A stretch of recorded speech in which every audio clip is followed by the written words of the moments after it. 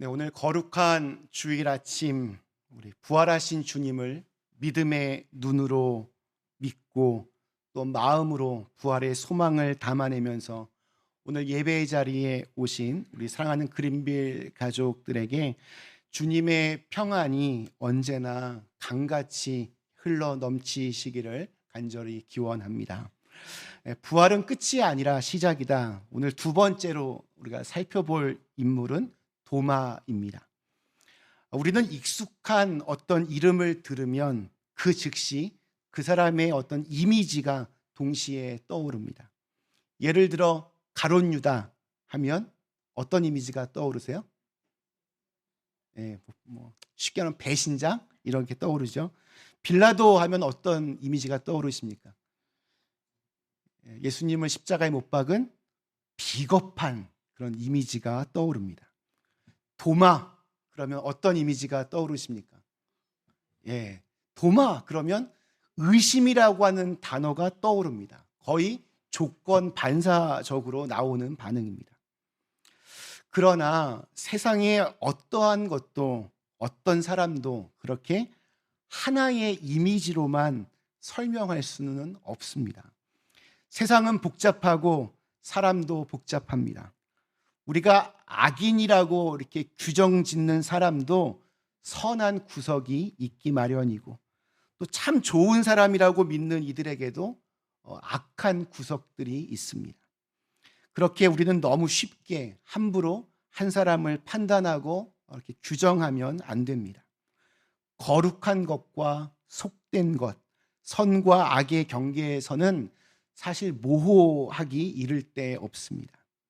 도마의 경우가 대표적입니다.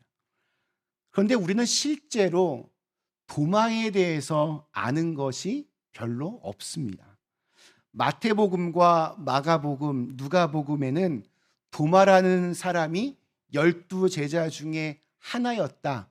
요 정도의 정보만 나와 있을 뿐입니다. 요한복음에만 도마에 얽힌 일화가 3번 등장합니다. 첫 번째 일화는 요한복음 11장에 나옵니다. 예수님께서 나사로가 죽었다는 소식을 듣고 유다 지방으로 가려고 하자 도마는 다른 제자들에게 우리도 그와 함께 죽으러 가자 이런 말을 합니다. 도마는 예수님께서 로마 제국에 대항하여 드디어 깃발을 드시는구나, 폭동을 드디어 일으키시는구나 생각했던 것 같습니다. 그는 민족의 해방을 위해서 예수님과 함께 죽을 각오가 돼 있던 사람입니다. 이 얘기는 뒤집어 얘기하면 그는 그만큼 단순하고 또 과격한 기질이 있었습니다. 요한복음 14장에 보면 도마의 또 다른 면이 드러납니다. 예수님께서 당신의 죽음을 예고하시면서 나는 너희가 있을 곳을 미리 준비하러 간다. 내가 가서 너희가 있을 곳을 마련하면 다시 와서 너희를 나에게로 데려다가 내가 있는 곳에 너희도 함께 있게 하겠다. 너희는 내가 어디로 가는지 그 길을 알고 있다. 이렇게 말씀을 하십니다. 이게 무슨 말인지 이해가 되십니까? 저도 사실은 이 구절을 읽으면 정확하게 이렇게 잘 와닿지는 않습니다. 이 말씀을 듣고 다른 제자들도 다 어리둥절하며 머리를 굴리고 있는데 도마가 불쑥 나서서 이렇게 질문합니다. 주님, 우리는 주님께서 어디로 가시는지도 모르는데 어떻게 그 길을 우리가 알겠습니까? 그러니까 도마는 모르면서 침묵하기보다는 또 모르면서 아는 척하기보다는 모르는 것을 모른다고 시인하고 또 그것을 물을 줄 아는 사람입니다. 그런 의미에서 도마는 배움을 향해서 열려있는 사람이라고 말할 수도 있습니다. 오늘 읽은 우리 요한복음 20장의 이야기는 도마에 관한 3번째 일화입니다. 예수님께서 부활하신 후에 제자들에게 당신의 육신을 보이셨을 때 도마는 그 자리에 없었습니다. 나중에 도마를 만난 다른 제자들이 부활하신 주님을 보았다라고 그렇게 알려주었습니다. 그러자 도마는 나는 내 눈으로 그의 손에 있는 못자국을 보고 내 손가락을 그 못자국에 넣어보고 또 내 손을 그의 옆구리에 넣어보지 않고서는 나는 믿지 못하겠다. 이렇게 대답을 합니다. 다른 제자들이 주님께서 부활하셨다는 소식을 전했을 때 그는 믿을 수가 없었습니다. 도저히 믿어지지 않는 현실을 어떻게 믿을 수가 있겠습니까? 사람들은 흔히 도마를 일컬을 때 의심 많은 이라는 단어를 덧붙입니다. 이 말은 사실 그렇게 긍정적인 좋은 뜻의 단어가 아닙니다. 의심이 많다는 말은 자칫하면 불신앙과 같은 말이 되기 때문입니다. 그런데 과연 의심은 신앙생활에 있어서는 절대 해서는 안 될 불경한 것일까요? 결코 그렇지 않습니다.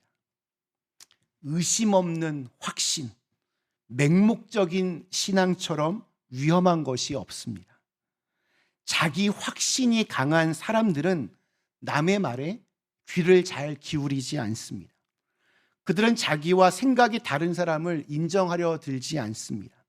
지나친 확신으로 가득한 사람들이 얼마나 타인들에 대해서 폭력적인지를 우리는 잘 알고 있습니다. 내가 틀릴 수도, 내가 잘못할 수도 있다는 사실을 인정하는 것이 중요합니다. 그런 면에서 의심은 우리를 더 깊은 진실의 세계로 인도하는 안내인입니다. 우리 철학자 데카르트는 진리를 알기 위해서는 모든 것을 의심해 보지 않으면 안 된다라고 그렇게 말했습니다.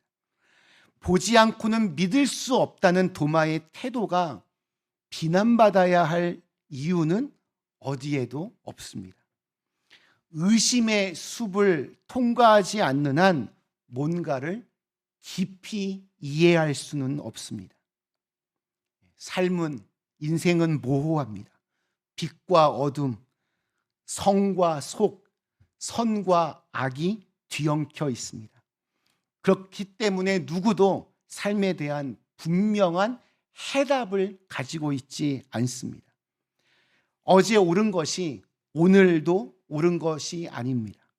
그렇게 우리는 늘 새롭게 물어야 합니다. 세상에 그 어떤 것도 당연하지 않습니다.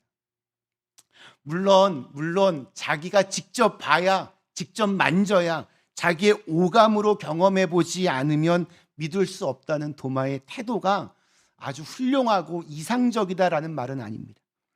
세상에는 눈에 보이지 않는 현실이 있습니다. 어쩌면 눈에 보이는 것처럼 우리를 속이는 것이 참 많이들 있습니다. 사람들이 사기꾼에게 넘어가는 까닭, 그 이유는 그들이 진짜처럼 말하고 그들이 파는 상품들이 진짜처럼 보이기 때문입니다. 도마는 번민했을 겁니다. 다른 동료들은, 다른 제자들은 주님의 부활을 증언하고 있지만 자기는 그게 정말 믿어지지가 않았습니다. 의심은 신앙의 여정 중에 꼭 필요한 과정입니다. 그러나 의심이 신앙생활에 늘 좋은 것만은 아닙니다. 그러나 의심은 때때로 믿음을 더 단단하게 할 수도 있습니다. 우리 신학자 폴 틸리가 이런 말을 했는데요. 의심은 믿음의 반대가 아니라 믿음의 일부이다. 의심은 믿음의 반대가 아니라 믿음의 일부다. 의심으로 신앙에 금이 갈 수도 있고 반면에 믿음으로 더 단단해질 수도 있습니다. 오늘 우리들도 신앙생활하면서 이런저런 의심들이 많이 일어납니다. 하나님에 대한 의심이 있습니다. 기도 응답에 대한 의심이 있습니다.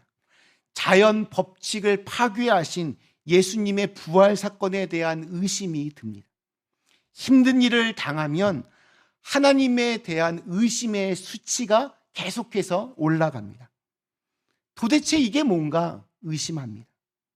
인간이라는 존재 자체가 그렇습니다. 하나님이 그렇게 창조하셨습니다. 의심의 나무는 비료를 주지 않아도 무럭무럭 쑥쑥 잘 자랍니다. 중요한 것은 우리가 의심할 그 당시에는 그게 의심의 시간이지만 하나님께서는 그렇게 의심의 순간에도 우리 안에 믿음의 싹을 키워주실 수 있습니다. 그렇기 때문에 의심은 피할 수 없는 신앙의 싸움입니다. 싸워야 할 의심이 있다면 치열하게 싸우십시오. 그리고 그 답을 꼭 얻어내십시오. 우리 믿음에는, 우리 기독교에는 답이 있습니다. 중간에 포기하지 마십시오. 마치 야곱이 밤새도록 천사와 씨름했던 것처럼 치열하게 의심하고 묻고 또 물어야 합니다. 나는 다 알고 있는 것처럼 허세를 부리면 절대로 성숙해질 수 없습니다. 이철환님의 아픔도 슬픔도 길이 된다라는 시가 있습니다. 오랜 시간의 아픔을 통해 나는 알게 되었다. 아픔도 길이 될 수 있다는 것을. 바람 불지 않는 인생은 없다. 바람이 불어야 나무는 쓰러지지 않으려고 더 깊이 뿌리를 내린다. 바람이 나무를 흔드는 이유다. 바람이 우리들을 흔드는 이유다. 아픔도 길이 된다. 슬픔도 길이 된다. 아픔도 슬픔도 다 길이 됩니다. 의심의 과정을 겪고 나야 믿음의 싹이 나고 또 더 단단해질 수 있습니다. 봐야만 믿을 수 있고 증거가 있어야만 믿을 수 있다는 것은 사실이 아닙니다. 보지 못하고도 믿을 수 있습니다. 그것이 바로 믿음입니다. 믿음은 삶의 아주 중요한 특징입니다. 믿지 않으면 하루라도 살 수 있겠습니까? 사람은 어떤 증거로 살지 않고 믿음으로 삽니다. 믿음으로 살다 보면 비로소 나중에 알게 됩니다. 의심만으로는 꽃을 피울 수 없습니다. 의심이 믿음으로 도약할 때 꽃이 피고 열매가 맺힙니다. 그런데 여기서 한 가지 우리가 생각해 볼 것은, 다른 제자들은 모두 부활의 주님을 만나서 부활의 기쁨과 생명과 은혜를 누리고 있는데 도마 혼자서만 여전히 무덤 속을 거닐고 있었습니다. 사망의 그늘을 벗어나지 못하고 있었습니다. 그 이유는 간단합니다. 그가 부활의 주님을 아직 만나지 못했기 때문입니다. 왜 부활의 주님을 만나지 못했을까요? 주님께서 처음 제자들에게 오셨을 때 도마는 그들과 함께 있지 않았습니다. 그는 혼자 고립되어 있었습니다. 다른 제자들과 함께 있지 않아서 혼자만 부활하신 주님을 만나지 못했습니다.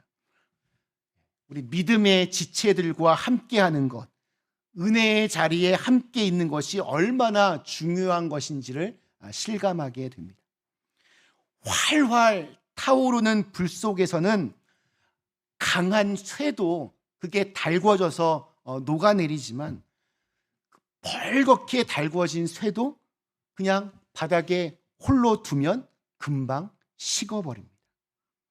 신앙생활도 마찬가지입니다. 도마가 의심과 회의의 숲에서 방황하고 있는데도 우리 예수님은 그에게 즉시 나타나지 않으셨습니다. 여드레가 지난 후 도마를 비롯한 제자들이 집안에 함께 모여 있을 때 그때 주님이 나타나셨습니다. 저는 그 다른 제자들과 함께하는 것의 중요성을 강조하기 위해서라고 그렇게 저는 생각합니다. 우리 그린빌에는 아직까지는 없지만 우리 아틀란타만 해도 85번 도로를 타고 가다 다운타운 가까이 가면 이렇게 카풀 라인이 있습니다. 교통 정체를 해소하는 하나의 방법으로 두 사람 이상이 탄 차만 그 차선으로 갈 수가 있습니다. 트래픽에 걸려서 차들이 막혀 있을 때 차를 혼자 타고 가는 사람보다 함께 타고 가는 사람이 훨씬 더 빨리 갈 수 있습니다. 신앙생활도 함께 하는 곳에 주님이 찾아오시고 함께 가는 길에 주님이 동행하십니다. 그래서 함께 기도하고 함께 전도하고 함께 찬양하고 함께 예배하고 함께 교제하고 함께 밥을 먹는 것이 정말 중요합니다. 도마는 함께하지 못해서 영적인 외톨이가 되었고 함께 하여서 부활하신 주님을 만나게 되었습니다. 도마에게 부활하신 예수님이 찾아오셨습니다. 구원을 잃을 뻔한 도마를 예수님은 결코 버리지 않으셨습니다. 우리가 구원을 받을 수 있는 이유는 우리가 구원을 붙잡았기 때문이 아니라 하나님께서 우리를 붙잡아 주셨기 때문입니다. 그래서 구원을 받으면 이것이 선물인 줄을 압니다. 나의 공로로 구원받은 것이 아니라 하나님의 은혜의 선물입니다. 그래서 구원을 받은 자에게는 감격이 있고 겸손함이 있습니다.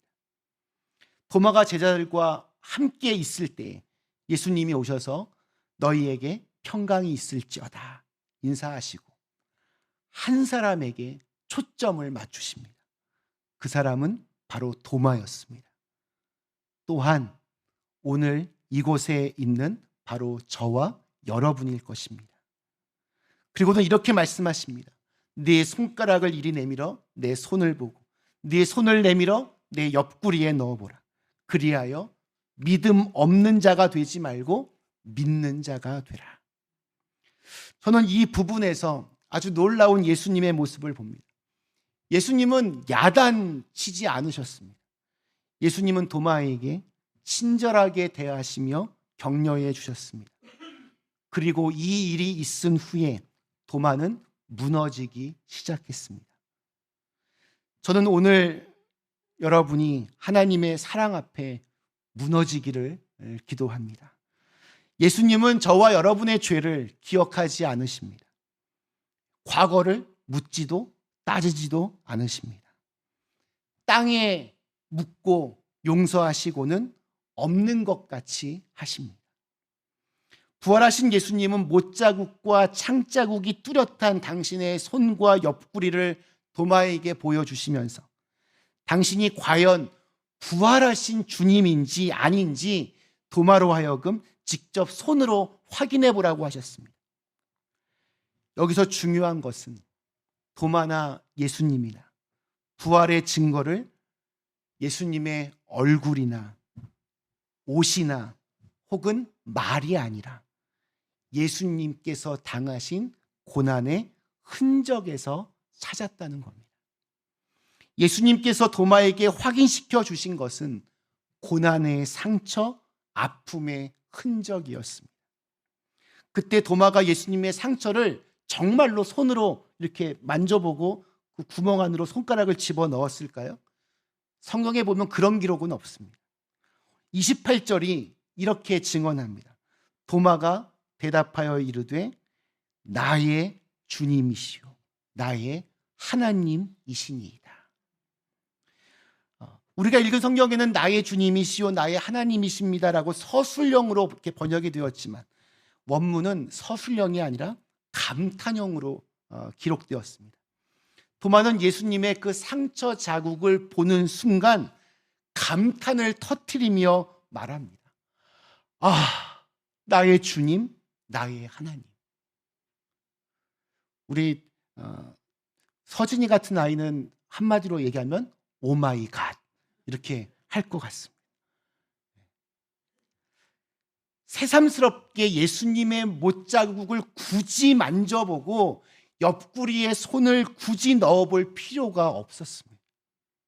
예수님께서 지니고 계신 그 고난의 흔적보다 더 분명한 부활의 증거는 없었기 때문입니다. 그러므로 우리는 오늘 귀중한 사실 하나를 깨닫게 됩니다. 우리는 모두 그리스도인이요, 그리스도인이란 부활하신 예수 그리스도의 증인들입니다. 그렇다면 우리는 모두 이 세상을 향하여 주님께서 인류를 살리시기 위해 당하셨던 그 고난의 흔적, 아픔의 흔적, 고통의 상처를 보여줄 수 있어야만 합니다. 그것보다 더 확실한 예수님의 그리스도 되심의 증거는 있을 수 없습니다. 교회가 세상에 보여주어야 할 증거가 바로 이것입니다. 진리 때문에 고난을 당한 흔적, 시대의 아픔에 동참하는 상처 자국, 세상을 살리기 위해 스스로 당한 희생의 흔적. 그러나 오늘날 교회는 이러한 흔적과 자국을 보여주지 못하고 있습니다. 그래서 아무도 감동하지 않습니다. 교회가 이 세상을 향하여 보여주는 것이라고는 집단화된 이기심, 거대한 야망, 세속화된 성공주의와 출세주의뿐입니다. 이것은 예수님께서 보여주셨던 증거가 절대 아닙니다. 예수 그리스도께서 인류를 위해 당하셨던 고난의 상처와 아픔의 흔적을 보여줄 수 있는 이 시대의 참된 그리스도인이 될 때 세상은 주님의 얼굴을 다시 보게 될 것입니다. 의심 많았던 도마는 인도에 가서 교회를 세우고 복음을 전하다가 그곳에서 순교하였습니다. 지금도 힌두교의 나라 인도에 가면 도마가 세웠던 교회들이 있고 소수이지만 그리스도인들이 있습니다. 최근 인도가 중국을 추월하여 세계에서 가장 인구 수가 많은 나라가 되었습니다. 그래서 그리스도인은 전체 인도 인구의 2.8%에 불과하지만 그 숫자는 2,780만 명이나 됩니다. 예수님이 나의 하나님이시고 나를 사랑하신다는 것, 죽음 이후에 하늘나라에서 만나게 될 것을 확실히 믿고 아는 사람은 끝까지 믿음을 저버리지 않고 그 길을 담대하게 걸어갑니다. 예수님을 믿고 섬기는 삶을 멈추지 않습니다. 여러분 중에 예수님을 실제로 보신 분이 계십니까? 우리는 예수님을 보지 않고 믿는 사람들입니다. 예수님을 본 사람들이 기록한 말씀을 듣고 예수님을 믿었습니다. 주님을 보지 못했지만 믿고 말할 수 없는 즐거움으로 즐거워하는 사람들입니다. 오늘 마지막 29절이 이렇게 끝을 맺고 있습니다. 예수께서 이르시되 너는 나를 본고로 믿느냐? 보지 못하고 믿는 자들은 복되도다 하시니라. 저와 여러분은 복된 사람들입니다. 진정한 마음으로 예수님을 믿으신다면 정말 복받은 사람들입니다. 도마보다 더 가능성이 큰 사람들입니다. 보지 못하고 믿는 자들, 좀 더 정확하게 표현하면 눈에 보이는 실상 그 너머를 믿음의 눈으로 바라볼 수 있는 사람들을 주님께서 어찌 자랑스러워하지 않겠습니까? 그들은 주님의 기쁨이요 희망이 되는 존재들입니다. 말씀 마치겠습니다. 우리 사랑하는 그랜빌 가족 여러분, 우리는 지금 부활하신 주님을 깊이 경험하며 살아가고 있습니다. 저와 여러분을 찾아오시고 말을 건네시고 간섭하시는 그분의 숨결을 느끼고 계십니까? 그렇지 못한다 하더라도 부끄러워할 거 없습니다. 우리의 믿음은 의심과 어둠을 통과해 가면서 그렇게 조금씩 성장해 가기 때문입니다. 주님은 지금 잘 믿는 척, 다 아는 척 하는 사람들이 아니라 정말 잘 믿기를 소망하는 사람들, 자신의 의심과 회의 앞에 솔직하고 치열하게 고민하는 사람들, 그리고 자신의 영광이 아니라 하나님의 기쁨을 구하는 사람을 찾고 계십니다. 울면서라도 사랑의 씨를 뿌리는 사람은 마침내 주님의 큰 생명에 안기게 될 것입니다. 예수님의 그 고난의 흔적을 보여주자 도마는 무너졌습니다. 그리고는 의심의 안개가 걷히고 주님을 위하여 평생을 헌신하는 사람이 되었습니다. 예수님의 부활을 증거하는 사명을 가지고 머나먼 인도에 가서 그곳에서 순교하였습니다. 그리고 그 순교의 피가 떨어져 인도에는 지금도 가진 핍박에도 믿음을 지키는 그리스도인들이 2780만 명이나 있습니다. 부활하신 주님께서 그렇게 저와 여러분을 만져주시기를 축원합니다. 그래서 의심을 넘어서 믿음의 열매를 맺을 수 있는 우리 그린빌 가족들 다 되시기를 주님의 이름으로 간절히 축원합니다. 우리 주신 말씀을 생각하며 잠시 함께 기도하겠습니다.